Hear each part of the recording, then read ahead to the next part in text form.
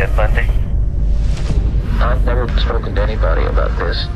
30 years after he was executed, notorious serial killer Ted Bundy is having his story retold in documentaries and crime series this year. The Netflix original Conversations with a Killer, the Ted Bundy tapes, uses video and audio recordings of interviews with Bundy to get inside his mind. I mean, I'm just a normal individual. So who was he, and why are true crime fans still fascinated with him decades later? Ted Bundy killed more people in more states than anyone we've ever heard of. He was born Theodore Robert Cowell in 1946 to an unwed mother and was partially raised by his grandparents. He moved around the country as a child, eventually landing in Washington state, where his mother married a man named John Bundy. Biographers say he was bright and charismatic. His good looks and charm helped him gain acceptance into political circles. He could be the guy next door. Your fiance, your husband, your boyfriend, your lover. And then that evening, by his own determination, at his own discretion, transform himself into perhaps the most diabolical killer we've ever known. He enrolled in law school in 1973, but by the following year seemed to lose interest and dropped out. While authorities don't know when Bundy first started to kill, the earliest crimes they were able to link to him were in Washington state in 1974. A college student was badly beaten and sexually assaulted in her basement apartment.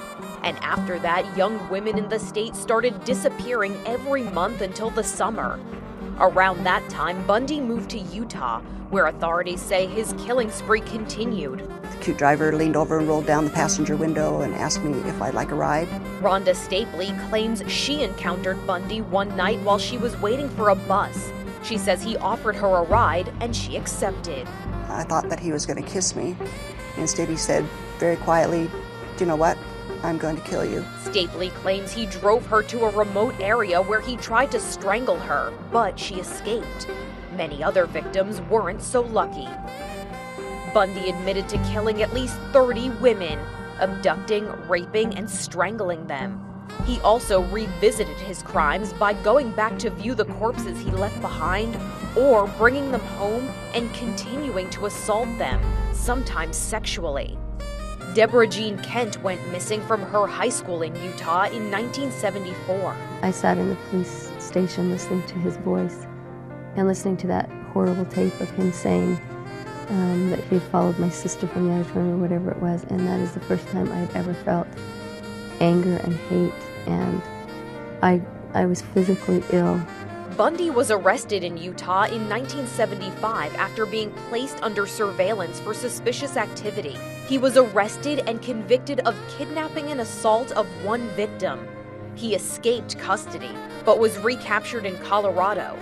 He escaped once again in 1977 and made his way to Florida, where investigators say he claimed 6 more lives.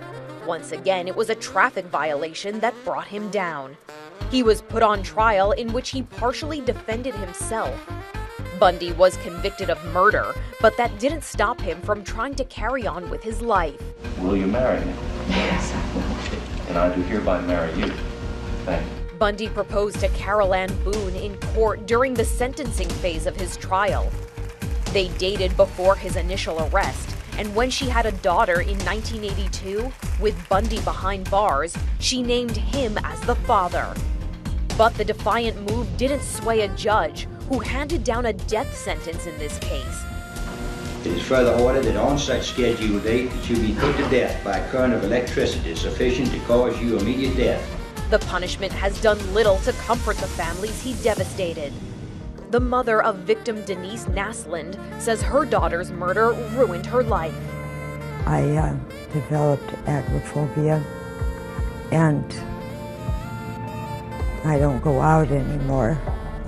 I'm in this house 24 hours a day. It's like dying. I just think of how things were before Ted Bundy came into our lives. Nothing's the same anymore. While he confessed to many crimes, investigators say he recanted many statements and couldn't be trusted to tell the truth. Ted Bundy was executed by electric chair in Florida on January 24, 1989, at age 42, taking his secrets with him about the full and true extent of his reign of terror. This is InsideEdition.com.